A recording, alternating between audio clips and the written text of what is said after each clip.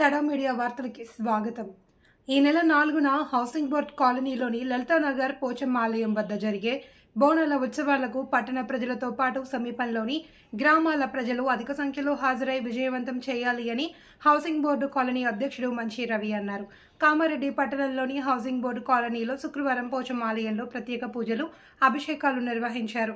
ఈ సందర్భంగా ఆయన మాట్లాడుతూ పురాతన కాలం నుండి పోచమ్మ అమ్మవారి ఆలయం ఇక్కడ ఉండేది అని, శిలా విగ్రహం దొరకడంతో గుడి నిర్మాణ పనులను పునరుద్ధరించినట్లు చెప్పారు.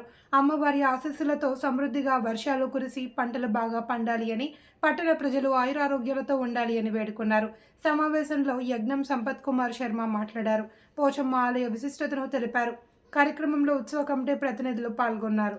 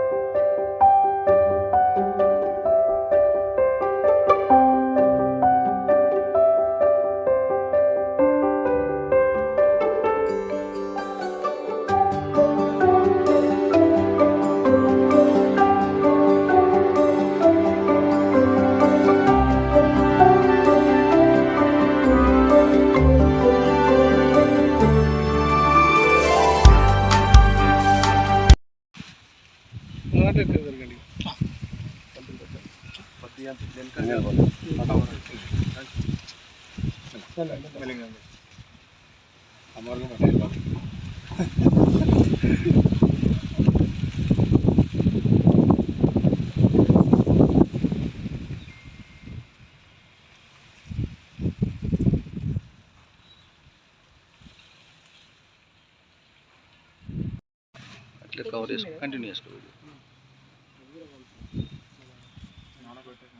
అది కూడా కొన్ని పంపాలి, అది మీకు చేసుకుంటూ చూపిస్తాం.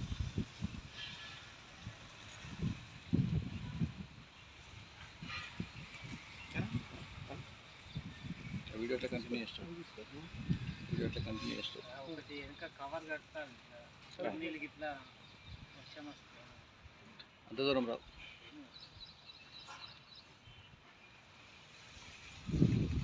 ఉండదు, పాతది కదా ఇది. లైన్ సింగిల్ చేయండి, సింగిల్ చేస్తే మంది ఎక్కువ.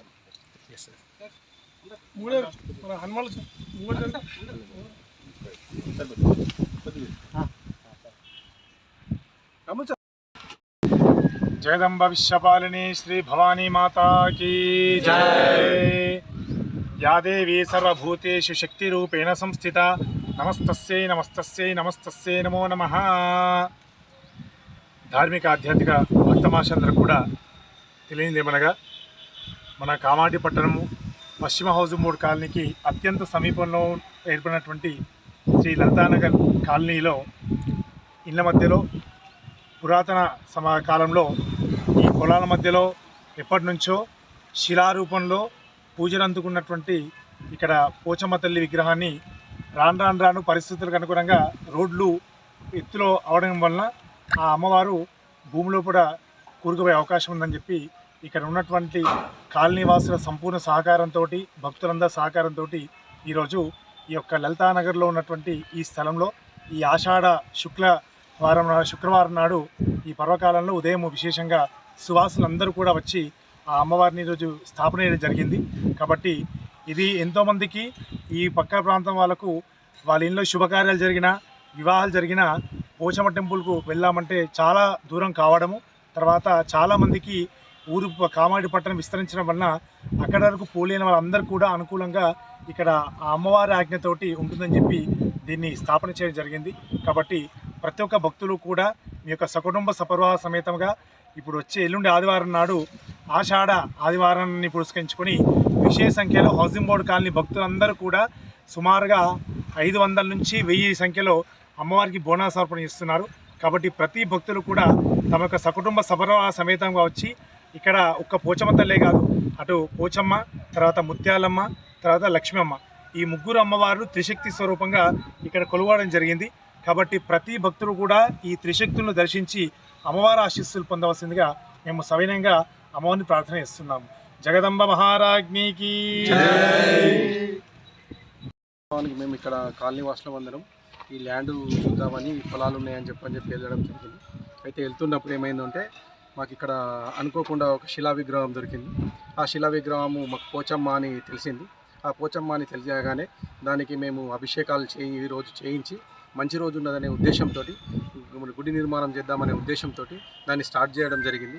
ఈ గుడి నిర్మాణం ఇవాళ చేయడం కూడా జరిగింది. మరియు ఇంకోటి ఏంటంటే ఆదివారం నాడు విశేష జనాన్ని కలుపుకొని కామారెడ్డే కాకుండా చుట్టుప్రక్కల వాళ్ళని అందరినీ కలుపుకొని కూడా బోనాలను తీయడం జరుగుతుంది.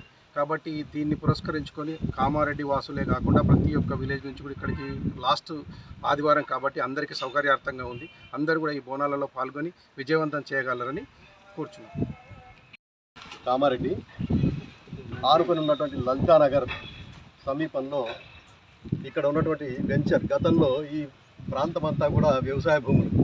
ఈ వ్యవసాయ భూములను తదనంతర కాలంలో వెంచర్లుగా మార్చి ప్లాట్లుగా విక్రయించడం జరిగింది. అయితే వ్యవసాయ భూములుగా ఉన్న కాలంలో ఇక్కడ పోచమ్మ ఆలయం అనేది, పోచమ్మ విగ్రహం అనేది ఉండే అని చెప్పి పూర్వీకులు సనాతనంగా తెలియజెప్పేటువంటి పరిస్థితి ఉండేది. అయితే ఈ మధ్య కాలంలోనే ఇక్కడ మా కాలనీవాసులం, కాలనీ అభివృద్ధి కమిటీ అధ్యక్షుడు, తర్వాత ఇక్కడ దగ్గరలో ఉన్నటువంటి బ్రాహ్మణులు వాళ్ళందరూ కూడా దీన్ని సందర్శించి నిజమే ఇది ఇక్కడ గతంలో పూజలు చేసే ఆనవాయితీ ఉండే అని చెప్పి కొంతకాలంగా క్రితం ఇక్కడ వ్యవసాయం చేసిన వాళ్ళు కూడా ఆ మాటను చెప్పడం జరిగింది.